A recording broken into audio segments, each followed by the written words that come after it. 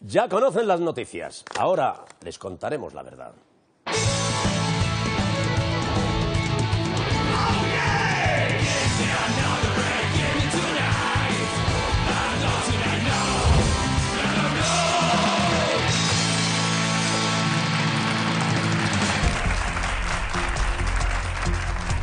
Muchas gracias, queridos amigos. Ya comienza el intermedio cuando son exactamente las 9:32. Les recordamos, como hemos dicho en el avance, que hoy tendremos aquí nada más y nada menos en el plató que la alcaldesa de Barcelona, Ada Colau. Buenas noches, Sandra Sabatés, bienvenida. Buenas noches, Gran Wyoming, buenas noches a todos, bienvenidos. Empezamos. La economía europea contiene el aliento ante la situación en Grecia. Bancos cerrados como mínimo hasta el próximo lunes, colas en los cajeros automáticos y la retirada de dinero limitada a 60 euros diarios por persona.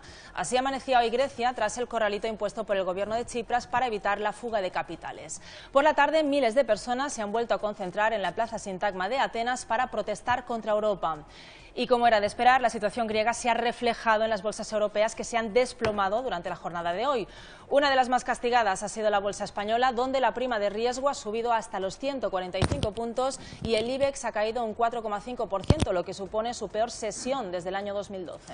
Amigos, la noticia es más grave de lo que parece. No ya porque el futuro de Grecia y de la Unión Europea esté en juego, sino porque Iker Casillas y Sara Carbonero están ahora mismo en Mykonos, Grecia, pasando unas vacaciones románticas. Con 60 euros al día es imposible pasar unas vacaciones románticas. Como mucho, pueden ser unas vacaciones cariñosas. En la playa, 60 euros al día es lo que yo me gasto en crema solar, 5 euros por el bote y 55 en pagar a un joven desaprensivo para que me lo unte en la espalda. Bueno, Iker Casillas y Sara Carbonero pueden estar tranquilos porque los turistas no tienen restricciones a la hora de retirar dinero. Además, el gobierno heleno ha intentado suavizar los efectos de este corralito, estableciendo gratis el transporte público para todos los ciudadanos y abriendo algunas sucursales bancarias para que los jubilados del país, muchos de ellos sin tarjeta de crédito, puedan cobrar su pensión. Un pequeño alivio para la gravísima situación en la que los griegos llevan inmersos desde el fin de semana. Todo comenzaba el viernes pasado cuando el gobierno de Tsipras anunciaba la convocatoria de un referéndum para que los griegos decidan si aceptan o no las últimas medidas impuestas por la Troika. Entre ellas el recorte de las pensiones o una nueva subida del IVA, incluyendo los productos de primera necesidad.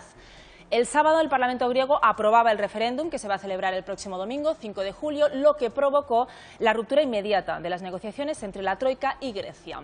El presidente Tsipras se dirigía así a los ciudadanos. Ελληνίδες Έλληνες, στο εκβιαστικό τελεσίγραφο για την αποδοχή από τη μεριά μας μιας αυστηρής και ταπεινωτικής λιτότητας δίχως τέλος και χωρίς προοπτική να ορθοποδήσουμε ποτέ κοινωνικά και οικονομικά, σας καλώ να αποφασίσετε κυρίαρχα και περήφανα, όπως ακριβώς προστάζει η ιστορία των Ελλήνων. Normal que la Troika rompa las negociaciones. Los griegos quieren hacer algo inaceptable en una democracia seria y responsable: votar. No se puede dejar en manos de los ciudadanos una decisión tan importante porque tienden a equivocarse y tengo pruebas. Ainhoa Cantalapiedra, ganadora de OT2. ¿La recordáis? Ahí lo dejo. El tiempo corre en contra del gobierno griego. En poco más de 24 horas, mañana a las 12 de la noche, vence el plazo para el pago de 1.600 millones de euros al Fondo Monetario Internacional, a los que el gobierno griego no puede hacer frente al no disponer de los 7.200 millones de euros del último tramo del rescate que estaba negociando. Esta situación puede provocar desde la parálisis total de la economía helena hasta la salida del euro. Bien, solo hay una forma de que los griegos puedan estar peor: que se reediten los grandes éxitos de Demis rusos. Pues sí, hay una forma de que Grecia pueda estar peor, porque el día 20 de julio Grecia tiene que pagar otros 3.500 millones de euros al Banco Central Europeo. Si no lo hacen, el BCE podría dejar de sostener al país. Desde que Tsipras anunciara el sábado el referéndum, los socios europeos no han cesado de criticar a las autoridades helenas, a quienes han calificado de irresponsables. Por ejemplo, el presidente del Eurogrupo, Jeroen Dijsselbloem, afirmó el sábado que las negociaciones ya no eran posibles. Hoy parece que los ánimos se han calmado y en una actitud menos beligerante muchos de los políticos europeos ya han aceptado la evidencia del referéndum y han empezado a hacer campaña para que los griegos voten sí. No sabemos si ha influido en este cambio de actitud la llamada que este domingo el presidente de Estados Unidos, Barack Obama, realizó a Merkel para pedir que se hicieran todos los esfuerzos posibles para mantener a Grecia en el euro. Incluso planteó una posible quita de la deuda helena. En esta línea, hoy el presidente de la Comisión Europea, Jean-Claude Juncker, trataba de convencer a los griegos para que voten sí a las condiciones de la Troika. Il ne faut pas se suicider parce qu'on a peur de la mort. Il faut voter oui, indépendamment de la question posée, parce que les citoyens grecs responsables, honorables et à juste titre fiers d'eux-mêmes et de leur pays doivent dire oui à l'Europe. Que Platon mérite mieux que la deuxième division. Hombre, teniendo un nombre griego es normal jugar en segunda división, que se lo pregunten al Hércules. La canciller alemana Angela Merkel, aunque advirtió el fin de semana de que Europa no puede abandonar sus principios ante Grecia, hoy se ha mostrado más abierta a seguir negociando incluso después del referéndum. Die griechische Regierung nach dem Referendum zum Beispiel weitere Verhandlungen bitten, werden wir uns selbstverständlich solchen Verhandlungen nicht verschließen. ¿Qué poder de convicción tiene Obama? En la misma semana ha conseguido convencer a Merkel de que negocie con los griegos a pesar del referéndum y que dos vaqueros se casen fuera de Brokeback Mountain. Nuestro ministro de Economía, Luis de Guindos, también se ha mostrado tranquilizador esta mañana en una entrevista en Radio Nacional. Allí ha descartado que Grecia vaya a salir de la zona euro. Pero lo importante es la irreversibilidad del proyecto del euro. Es decir, Grecia forma parte del euro y yo estoy convencido que va a continuar siendo parte del euro. En el euro se entra pero no se sale. En el euro se entra pero no se sale. Así es el ministro. Si su intención es tranquilizar, no debería hablar de la eurozona como si fuera el pozo de la droga. Oyéndole hablar así, asusta más entrar en la zona euro que dejar una copa sola en un after hour de Ibiza. El presidente del gobierno, fiel a su estilo, ha intentado tranquilizar a los españoles recordando que España no es Grecia. Por suerte, esto en España no va a pasar porque España es un país serio y ha tenido un gobierno serio. España es un país serio. Lo ha dicho hoy cuando se teme el efecto contagio de Grecia. Lo dijo en 2012 cuando aprobó la reforma laboral. Lo dijo cuando firmó el pacto antiterrorista. Conclusión. Es una frase que Rajoy repite cada vez que quiere tranquilizar a los españoles. Para que lo entendáis, es el si es un tironcillo de nada, de las esteticien cuando te están haciendo las ingles. Maldita sea.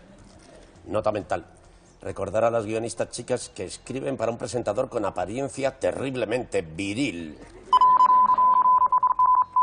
Oh, me dicen que este chiste lo ha escrito un chico guionista. Decirle al chico guionista que si tiene pareja para el día del desfile del orgullo. Bien, esta es la situación de Grecia a día de hoy y hemos oído muchas versiones de cómo se ha llegado hasta aquí. Quizás es complicado tener una visión objetiva de esta crisis estando Europa en el mismo centro del huracán. Nosotros hemos intentado hacerlo formulándonos 5 preguntas. ¿Resumir algo tan complejo en 5 preguntas? ¿Hemos sido capaces de hacer eso? No, ha sido el diario norteamericano The New York Times. El New York Times. Sandra Sabatés, me has vuelto a impresionar. Nota mental. Abandonar las negociaciones con Chabelita para que sustituya a Sandra la temporada que viene. Aunque igual también cuela como analista internacional en Cazamariposas, coló como estilista.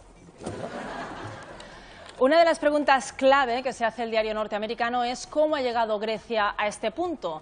The New York Times cuenta que tras la catástrofe financiera de Wall Street en el año 2008, Grecia se convirtió en el epicentro de la crisis de deuda de Europa. Un año después reconocieron que habían estado maquillando sus cuentas y reflejando un déficit menor. Lo hicieron con la ayuda de Goldman Sachs y JP Morgan, que cobró por llevar a cabo este fraude 300 millones de dólares. Efectivamente, Grecia hizo el paripé y fingió estar ante Europa mejor de lo que estaba. Es lo que se conoce como teatro griego. En el año 2010 se acercó peligrosamente a la bancarrota y ante la amenaza de otra crisis financiera, la Troika, o sea el FMI, el Banco Central Europeo y la Comisión Europea, acordó una inyección de 240.000 millones de euros para el país. Eso sí, como contrapartida, exigieron cambios en el gobierno y las polémicas medidas en pos de la austeridad. Sí, amigos, se trata de un regalo envenenado. Esto lo cuenta ahora el New York Times, pero ya lo contaron los griegos miles de años antes en un célebre poema épico, El caballo de Troika. Seguro que todos conocéis la historia. Un ejército entregó a otro un enorme caballo de madera y cuando lo llevaron dentro de la ciudad resultó que no era un regalo. Se lo cobraron y con un IVA del 23%. Siguiente pregunta. Si Grecia ha recibido un rescate de miles de millones, ¿por qué todavía hay crisis? Pues el motivo es que esta inyección económica no ha servido por ahora para arreglar la situación, porque básicamente el dinero se ha utilizado para pagar los préstamos internacionales. Más allá de eso, el gobierno aún tiene una gran deuda a la que no podrá hacer frente hasta que su economía se recupere. En fin, la pescadilla que se muerde la cola. Grecia no puede pagar sus deudas porque la economía griega no crece porque todo el dinero que recibe lo emplea en pagar sus deudas. Bueno, no sé realmente si acabo de hacer una reflexión genial para un ensayo de Paul Krugman o una frase sin sentido para una letra de Alejandro Sanz. Tercera pregunta, ¿por qué Grecia y Europa no se ponen de acuerdo? A ojos del Eurogrupo, el país heleno no ha ido todo lo lejos en las reformas que se le exigían a cambio del dinero. A raíz de esta situación, la siguiente cuestión se hace inevitable. Si las cosas están tan mal, ¿no debería Grecia abandonar la eurozona? No lo sé, Sandra Sabatés, pero desde luego quienes deberían abandonar la eurozona son las tiendas de todo a €1. Ellos sí que no cumplen sus promesas, ya no hay nada que cueste €1. Hay diferentes formas de responder a si el país heleno debería abandonar el euro. Por un lado, hay expertos que aseguran que si Grecia abandona la eurozona, se generaría una crisis financiera global mayor incluso que la que originó la quiebra de Lehman Brothers. Por otro, hay quienes aseguran que no sería tal catástrofe. Europa ha tomado medidas para evitar el contagio y Grecia podría recuperar su autonomía financiera con su economía. Un tercer punto de vista sostiene que una Europa unida es imprescindible y pone el foco sobre la integración europea. No basta con la unión monetaria, también se precisa una unión más profunda.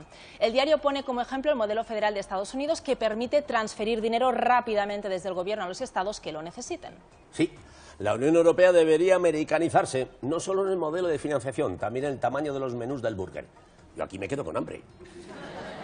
Y la última pregunta es inevitable. ¿Qué pasará a continuación? Independientemente del resultado del referéndum o las negociaciones, si la economía no mejora, podrían convocarse nuevas elecciones. Otra opción es que Grecia intente buscar la ayuda que le niega Europa en Rusia o China. En cualquier caso, el diario The New York Times apuesta por que finalmente se produzca el entendimiento, como en las últimas crisis entre el país heleno y el Eurogrupo, pero no descarta que en segundo plano se continúen redactando planes de emergencia. Bien, resumiendo, puede que haya dos finales. Puede acabar como una película de Hollywood, con Grecia y Europa fundiéndose en un abrazo, o puede acabar como una tragedia griega, conmigo dormido desde que sale al escenario el primer tío en túnica. A lo largo de este fin de semana la prensa se ha visto saturada con multitud de análisis acerca de la crisis griega. Nosotros hemos querido hacer un resumen de los más interesantes. Sí, amigos, hace calor. Las terrazas están a reventar. Las vacaciones quedan a la vuelta de la esquina. ¿Se os ocurre un mejor momento para leer artículos políticos y económicos? Bienvenidos al Intermedio, un programa que combina veranito e intelectualidad. Un hito que solo consiguió alcanzar el Fari en los años 80. El primer artículo que vamos a destacar es el que escribía este domingo en el diario El País el filósofo alemán Jürgen Habermas. Perdóname un momento, Sandra Sabatés. Presentémoslo como se merece. ¡Habermas! Un movimiento sexy, un movimiento sexy. Una mano en la cintura, una mano en la cintura. Un movimiento sexy, un movimiento Habermas, sexy. una de las mentes preclaras de la filosofía actual, Premio Príncipe de Asturias de Ciencias Sociales, el creador de la construcción teórica de la comunicación activa y la democracia comunicativa, colaborador de Theodor Adorno en el Instituto de Investigación Social de Frankfurt y posiblemente la única persona en el mundo que jamás ha escuchado la canción con la que lo estamos presentando. Vamos con él. Muy bien. Habermas señalaba un problema de fondo en la negociación entre la Troika y el gobierno griego, la superioridad con la que los políticos europeos han tratado a sus homólogos helenos. Según Habermas, la discutible actuación del gobierno griego no suaviza el escándalo de que los políticos de Bruselas y Berlín se nieguen a tratar a sus colegas como políticos. El filósofo señala que aunque mantienen esa apariencia de políticos, las autoridades europeas solo hablan en su condición económica de acreedores. Bien, y si alguien no capta la diferencia, un político se dedica a buscar soluciones a través de la negociación y un acreedor se dedica a cobrar. Para que nos hagamos una idea, esto es un político y esto es un cobrador.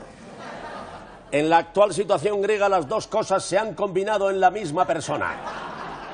No creo que con esta actitud se pueda salvar a la economía griega, como mucho indultarla. Habermas, alemán, como decíamos, recuerda que la actitud de Alemania, por ejemplo, contrasta mucho con la que este país recibió del resto de naciones europeas, incluida la propia Grecia, tras la Segunda Guerra Mundial, cuando le fue condonada la mitad de sus deudas, lo que, en palabras del filósofo, permitió su despegue económico del que todavía se alimenta hoy. Sí. ¿Sería Alemania la gran potencia que es hoy si no se le hubiera condonado la mitad de la deuda? En cambio, alemanes, ¿qué nos habéis dado vosotros? Políticas de recortes y baladas de Scorpions. No es un trato justo. Al menos os podéis haber quedado con las baladas de Scorpions. En The Guardian, la columnista Zoe Williams iba un poco más lejos. Literalmente decía que Christine Lagarde, la directora del FMI, no había ofrecido una solución a los griegos, sino un relato. Un relato en el que los griegos han llegado a esta situación por ser malas personas. Querían un estado de bienestar, pero no estaban dispuestos a aportar los recursos para mantenerlo. Así parece que los deudores son moralmente inferiores a los acreedores y que otorgarles cualquier concesión sería premiar su holgazanería y egoísmo. Sin embargo, Williams recuerda el riesgo inherente a cualquier tipo de préstamo. Si hay posibilidad de ganar dinero es porque también la hay de perderlo. Y los acreedores tienen el deber moral de aceptar las pérdidas cuando éstas llegan. Efectivamente, cuando uno presta dinero corre un riesgo, sino que se lo hubieran regalado. Pero cuando uno regala dinero no se llama crédito, se llama boda, y teniendo en cuenta lo que está durando esta, debe ser la boda de Farruquito.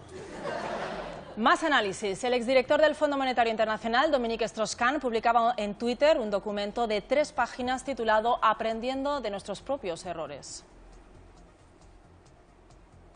¿Un documento de 3 páginas en Twitter? Creo que Strauss-Kahn no entiende el concepto Twitter.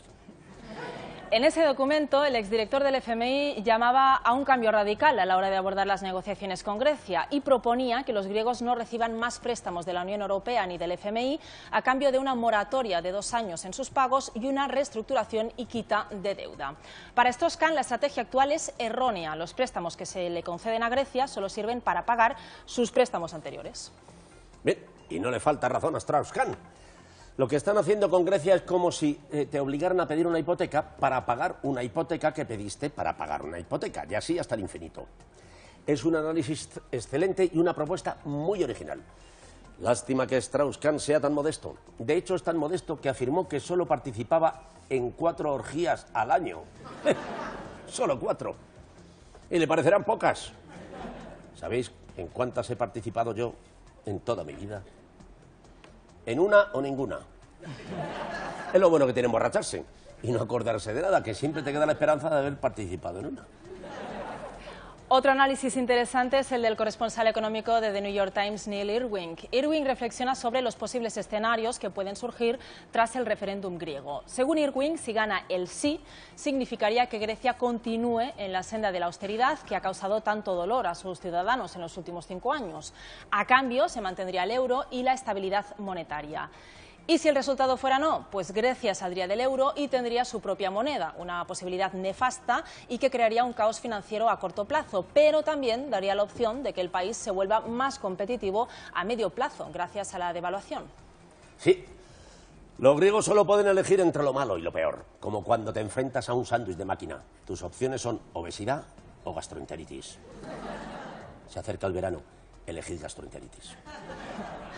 Por último, queremos destacar las palabras del Premio Nobel de Economía Joseph Stiglitz en la revista Time. Stiglitz afirma que la Troika tiene un tipo de responsabilidad criminal al haber causado una gran recesión en Grecia. Además, fantasea sobre las posibles consecuencias en caso de que Grecia abandonara el euro. Si su economía se recupera, crecería la oposición a la moneda única entre el resto de países. Si la economía griega se derrumba, tendríamos en el borde de Europa un Estado fallido. Bien, de nuevo las 2 posibilidades son malas. Muy interesantes todas estas reflexiones, lo que me lleva a mí a otras. Anda, Sabatés, ¿de verdad te has pasado todo el fin de semana leyendo esto? En realidad yo no sé si Grecia debería salir del euro, pero tú de vez en cuando deberías salir de casa. No vas a ser nada en la vida más importante de ser presidente de tu país, de tu país. Pero yo lo hice voluntariamente y la pregunta es, ¿hay vida después del gobierno? La respuesta es, hay vida. Ay, no, si no fuera por ti, ¿qué me hace reír? Muy amable, muchas gracias.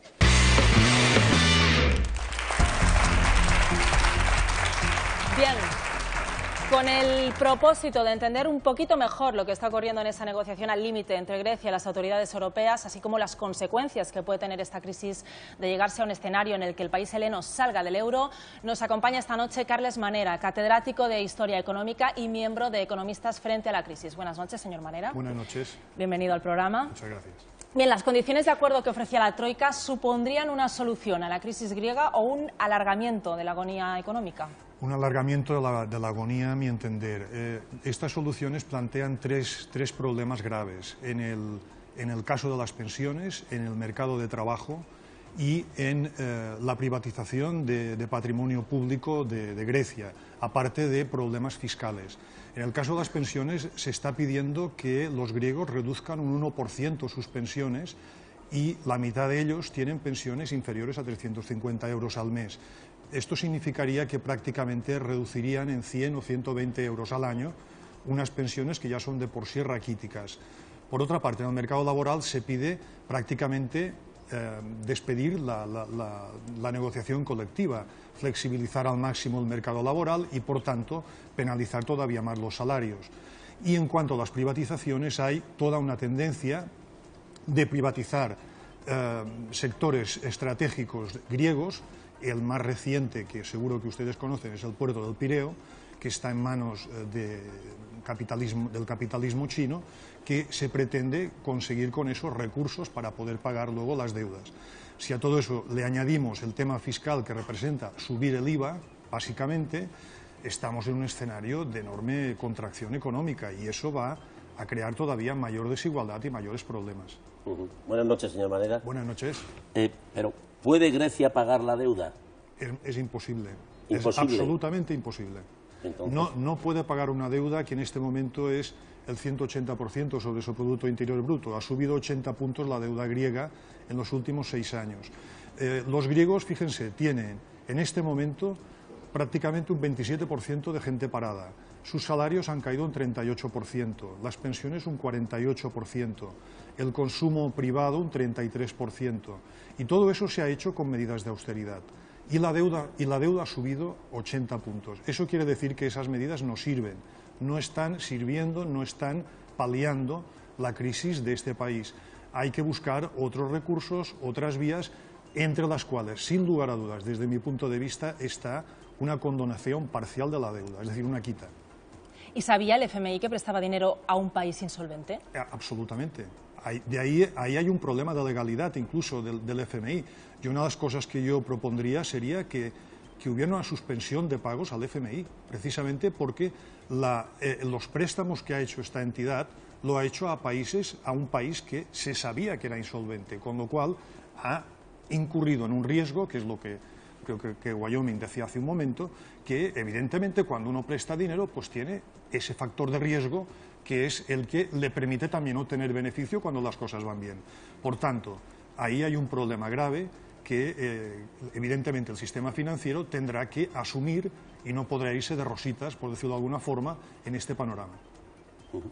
Y es cierto que, en contra de lo que afirman algunos, que el grueso de la deuda griega no es deuda pública. Es deuda privada, básicamente es deuda privada. ¿Cómo se pasa de deuda privada? Hombre, la deuda pública acaba asumiendo la deuda privada desde el momento en que se decide salvar precisamente a los creditores, que es lo que ha hecho básicamente el sistema económico internacional.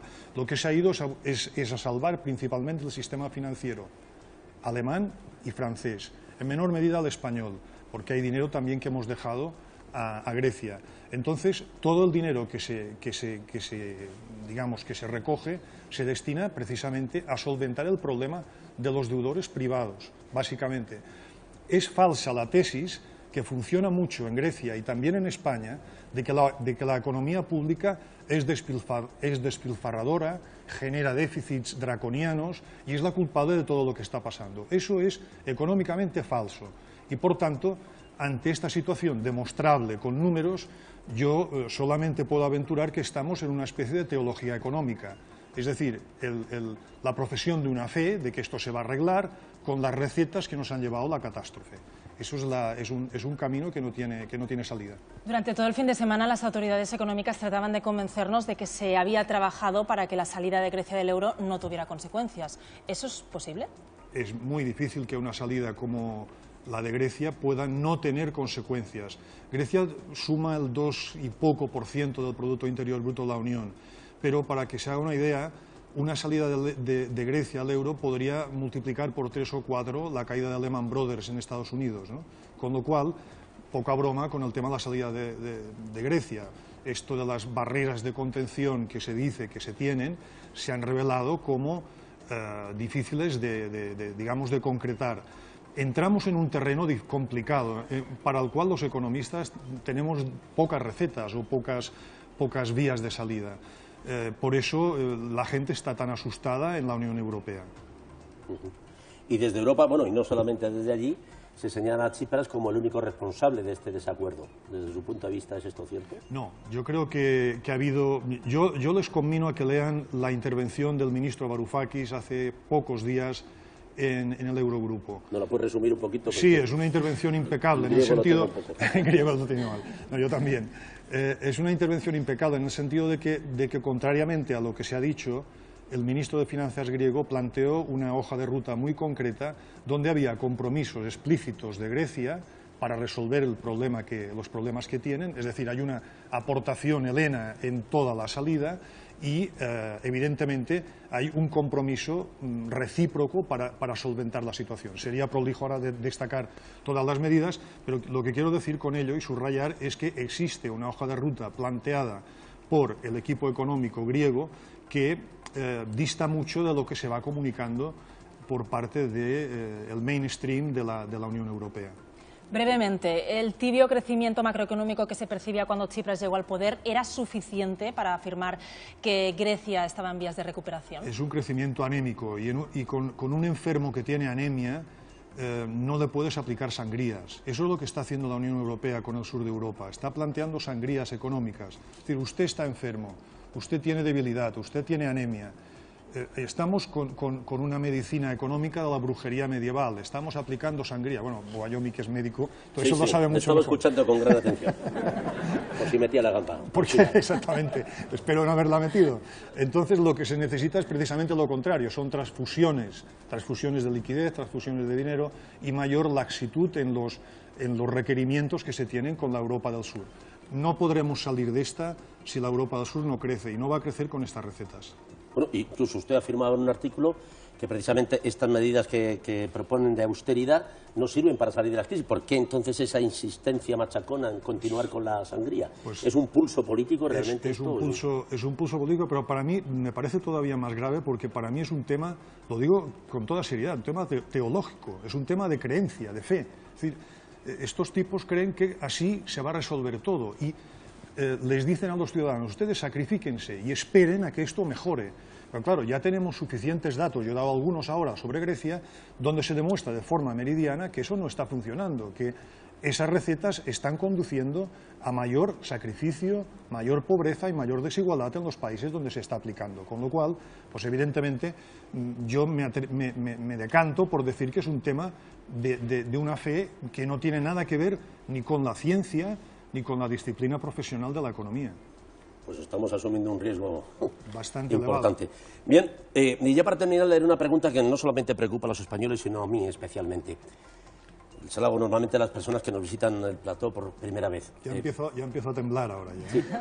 ¿Le resulto más atractivo en persona? Me parece usted muy atractivo, pero yo soy más de Sandra Sabatés. Ah, sí.